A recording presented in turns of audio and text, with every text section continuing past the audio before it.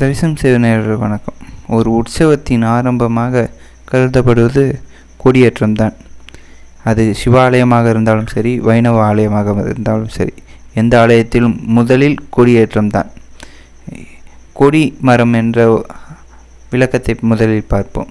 கொடிமரம் என்பது நம் உடலின் முதுகு தண்டாகும்.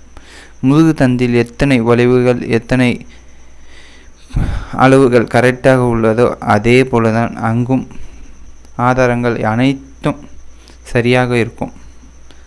அதில் ஒரு 6 ஆதாரங்கள், 6 சக்கரங்களாக நாம் கூறலாம். அந்த 6 ஆதாரங்கள் தான் மூலாதாரம், சுவாதிஷ்டானம், மணிபூரகம், அநாகதம், விசுக்தி, ஆக்ஞை என்பதாகும். துரியம் என்பது ஞானத்தின் வாயிலாகும். குண்டலினி யோகம் செய்பவர்களுக்கு அது தெரியும். மூலாதாரத்திலிருந்து துரியத்திற்கு ஒரு உயிர் சக்தியை ஏற்ற முயற்சி